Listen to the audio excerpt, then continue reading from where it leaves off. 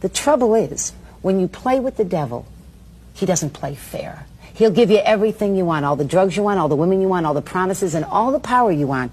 And when he's done with you, he'll kick the legs out from under you. It sounds like the Broadway play Damn Yankees, where they sell their soul to the devil and they become a champion baseball player. I never saw that, but that's interesting. And that's why you hear rock stars sometimes say, I sold my soul to the devil. Because once you make that trade, he'll give you what you want. But people need to understand that the devil is not sharing his kingdom with anyone. He's selfish and hateful, and his personality is that of hate and violence. And so as I began to encounter these spirits, from a pleasant person, even though I was a fall-down drug addict, I began to take on the personality of the devil. I began to act. I began to hate. I began to become violent in my card readings. Began to hate? You must have. You had hate no love anyway. You all, really? Oh, hate all the more. And I love to see people hurt. Like, I'd like to do a card reading where I knew a man was committing adultery. I'd name names, and it was just an evil behavior. And so here I was with these spirits operating in this power, cursing people. I cursed one man, said he fell 3 stories into a wheelbarrow. Thank God that wheelbarrow was there, because he would have been killed. I was astral projecting. I was studying all this witchcraft. I thought everything was wonderful. The same spirits, as you said in the opening, that gave me power began to turn on me. Why would they turn on you?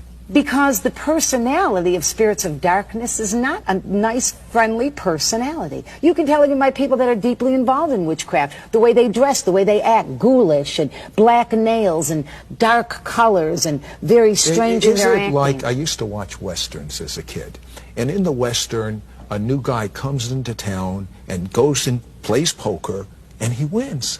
And the next day he said, boy, these are country bumpkins. I'm going to take them for all they're worth. And he bets everything he has, and the game is fixed. And he loses everything he has. Excellent. And that's exactly the way it happens. So that's excellent. And that's exactly what had happened to me. I thought I had arrived. But as these spirits began to turn and to torment, the same spirits that gave me power to read cards and astral project and operate in the solical power, the psyche power, would turn on me. What does that mean? What do you mean, turn on you? It was as if all of a sudden the same voices that would say this man is committing adultery, or this woman steals at work, or this girl's going to get married last year, when I was reading cards, would now say to me, you should die. It's better to just die. Said I would walk around with a gun in my mouth. I can remember the metal used to burn my tongue. I would just suck on a gun, waiting for the moment to stop this power that I had entered into, to stop the destruction of my mind. My drugs increased. I would take needles, Sid, and people that were the worst drug addicts in town would not get high with me. I would go into a bathroom and take a needle and bang it into my arms. I had thick growths all the way down. Today you can see they're totally gone, but thick growths and abscesses all the way up and down my arms. In that drug state, I'd go out and become even more promiscuous, hoping that someone would just love me for a little while. And that's what our kids are doing today, Sid. They want somebody to love them for 15 minutes. That's why sex has become an everyday movement. I mean, it's nothing to be 11 years old and to go to bed with your boyfriend that you go to school with. And so here I was, nailing myself with needles, blood coming out, demon possessed from the spirits that I had invited inside, broken. In one particular time in all this story, they locked me up in a mental institution. Sid, they locked me behind a metal door. That's how crazy I got. My arms were full of needle marks. My nose was full of blood from cocaine. They put me in a room, locked me in, because I had now had serum hepatitis, which you get from filthy needles.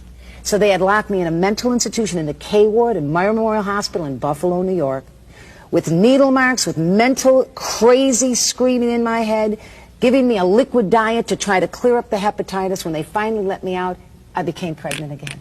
Oh, no. This time I went to the Erie County State Building in Buffalo, New York, and got a legal abortion. So when I left that medical building that day after that abortion, and still to talk about it, it hurts a little. I remember sitting down for the first time and saying, I wanted that baby.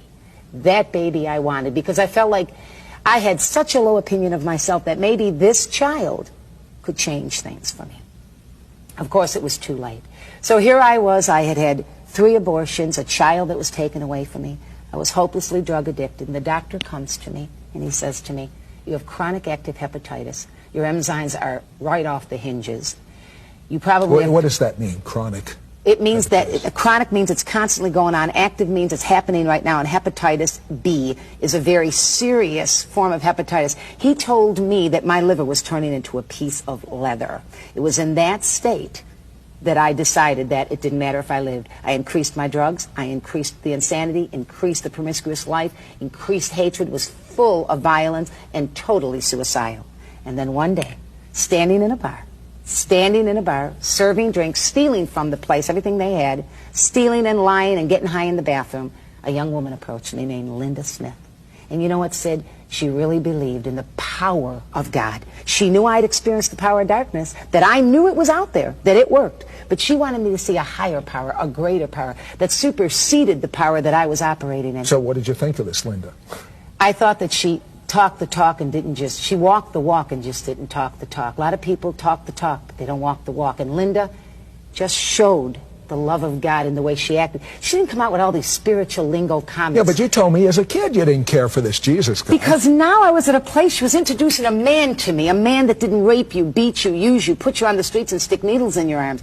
A man that was the Son of God who loved you for the way you are, not for 15 minutes, loved you for who you were, and who was able to reach down in that liver and reconstruct it, reach into that belly full of blood from bleeding ulcers, reconstruct and heal that, reach into a mind that was mentally ill, reconstruct that, reach into a heart that's broken, and put it all back together.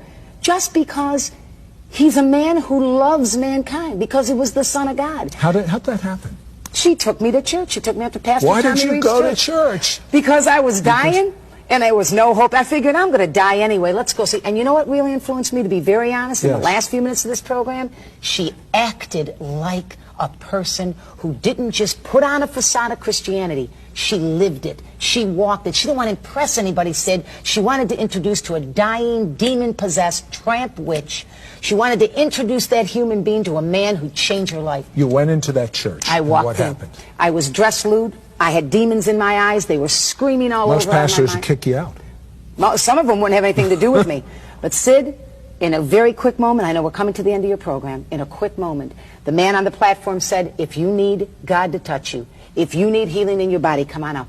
I took the longest walk of my life. When I got to the platform, and to this day it brings tears to my eyes, Jesus Christ was waiting for me. Within an instant, and I have medical reports, in a moment of a prayer of 1,800 strangers who didn't know my first name, the church stood forth, the blood-bought church began to sing the blood of Jesus. And in a moment, when they began to call on the name that people curse, the name of power and ability, my liver was healed, my stomach was healed, my mind was restored, and I left that church, Sid, never to be the same.